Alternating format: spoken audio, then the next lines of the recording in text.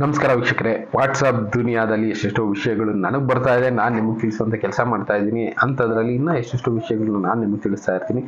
ಇದೊಂದು ವಿಡಿಯೋ ನನಗೆ ರೀಸೆಂಟ್ ಆಗಿ ಒಬ್ರು ಕಳಿಸಿದ್ರು.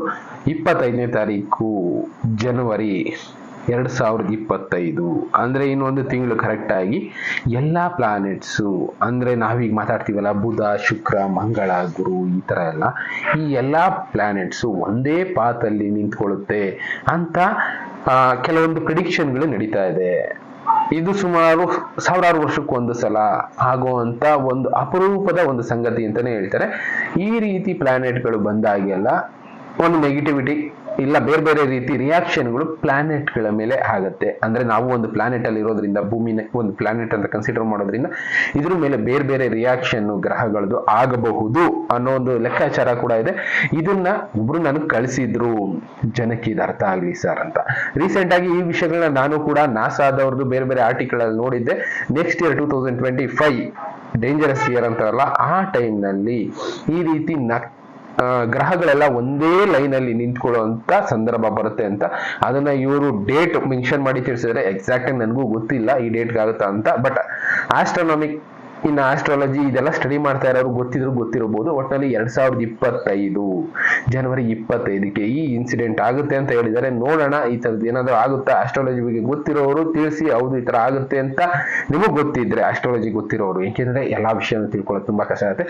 ಒಟ್ಟಿನಲ್ಲಿ ಈ ತರದ್ದು ಆಯ್ತು ಅಂದ್ರೆ ನೆಗೆಟಿವಿಟಿ ಅನ್ನೋದು ಕಾಡುತ್ತೆ ಆ ಪ್ರದೇಶನ, ಆ ಪ್ಲಾನೆಟ್ಗಳನ್ನ ಅಂತ ತಿಳಿಸ್ತಾ ಇದ್ದಾರೆ.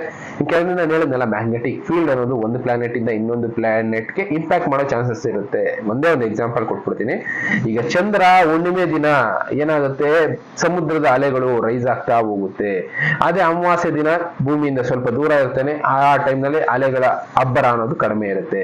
ಇಷ್ಟೇ ವ್ಯತ್ಯಾಸ.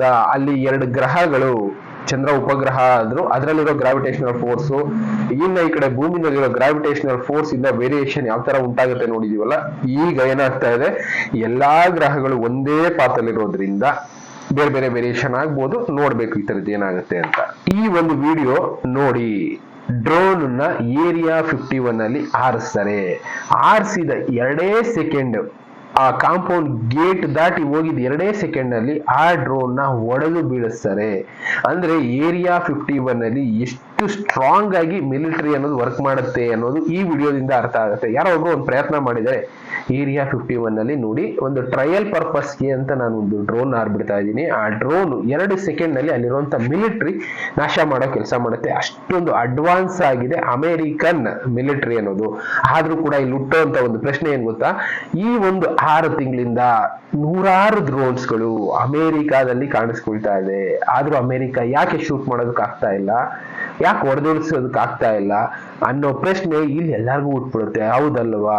ಅದು ನಿಜವಾದ ಡ್ರೋನ್ಸ್ ಆಗಿದ್ರೆ ಹೊಡೆದು ಉರುಳಿಸಿರೋರು. ಅಲ್ಲಿ ಹಾರಾಡ್ತಾ ಇರೋದು ಯಾವುದು ಕೂಡ ಡ್ರೋನ್ಸ್ ಅಲ್ಲ, ಏಲಿಯನ್ ಸ್ಪೇಸ್ ಶಿಪ್ ಗಳು ಅಂತ ಅಲ್ಲಿರೋರು ಎಷ್ಟೆಷ್ಟೋ ಜನ ವಿಡಿಯೋಗಳನ್ನ ಮಾಡಿ ಹೇಳ್ತಾ ಇದಾರೆ, ಇನ್ಕ್ಲೂಡಿಂಗ್ ಗವರ್ಮೆಂಟ್ ಅಫಿಷಿಯಲ್ಸ್ ಇದನ್ನ ಎಷ್ಟೋ ಜನ ಒಪ್ಕೊಂಡಿದ್ದಾರೆ ಅಮೆರಿಕಾದವರು. ಹೌದು, ಅಲ್ಲಿ ಹಾರಾಡ್ತಾ ಇರೋದು ಏಲಿಯನ್ ಸ್ಪೇಸ್ ಶಿಪ್. ಅದು ನಾರ್ಮಲ್ ಆಗಿ ರೆಡಾರ್ಗೂ ಸಿಗ್ತಾ ಇಲ್ಲ, ಅವುಗಳನ್ನ ನಮ್ಮ ಕೈಯಲ್ಲಿ ಕಂಟ್ರೋಲ್ ಮಾಡೋದಕ್ಕಾಗೋದಿಲ್ಲ.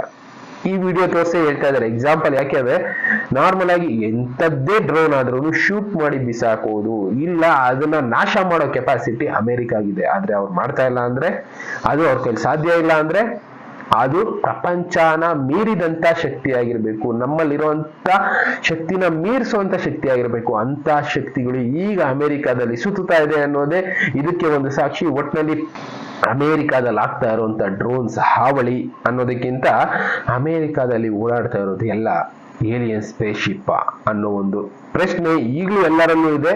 ಉತ್ತರ ಅವರು ಡೈರೆಕ್ಟ್ ಆಗಿ ಇಳಿದು ಆ ಸ್ಪೇಸ್ ಶಿಪ್ ಲ್ಯಾಂಡ್ ಮಾಡಿ ಅವ್ರ ಜೊತೆ ಮಾತಾಡೋ ವಿಡಿಯೋ ಸಿಕ್ಕಿದ್ರೆ ಮಾತ್ರ ಹೇಳ್ಬೋದು. ಯಾಕೆಂದ್ರೆ ಎಷ್ಟೆಷ್ಟೋ ಅಡ್ವಾನ್ಸ್ ಆಗಿರೋದ್ರಿಂದ ವಿಡಿಯೋಗಳನ್ನ ಎಡಿಟ್ ಮಾಡೆಲ್ಲ ಬಿಟ್ಬಿಡ್ತಾರೆ. ಆದ್ರೆ ಈ ರೀತಿ ರಿಯಲ್ ಆಗಿರುವಂತ ವಿಡಿಯೋಗಳನ್ನ ನಾವು ನೋಡಿದಾಗ ನಮ್ಗೆ ಅರ್ಥ ಆಗುತ್ತೆ, ಹೌದು ಅಮೆರಿಕ ಅಷ್ಟೊಂದು ಅಡ್ವಾನ್ಸ್ ಆಗಿದ್ರು ಕೂಡ ಯಾಕೆ ಆ ಡ್ರೋನ್ಸ್ಗಳನ್ನ ಓಡೋದು ಉರುಳಿಸೋದಕ್ಕೆ ಆಗ್ತಾ ಇಲ್ಲ.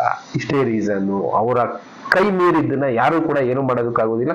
ಅಂತದ್ದು ಈಗ ಅಮೆರಿಕಾದಲ್ಲಿ ಆಗ್ತಾ ಇದೆ. ಸ್ಪೇಸ್ ಶಿಪ್ಗಳು ಅಮೆರಿಕಾದಲ್ಲಿ ಸುತ್ತುತ್ತಿವೆ ಅನ್ನೋದಕ್ಕೆ ಇದು ಒಂದು ಸಾಕ್ಷಿ. ಇನ್ನ ಬೇರೆ ಬೇರೆ ವಿಷಯ ಇದಾವೆ.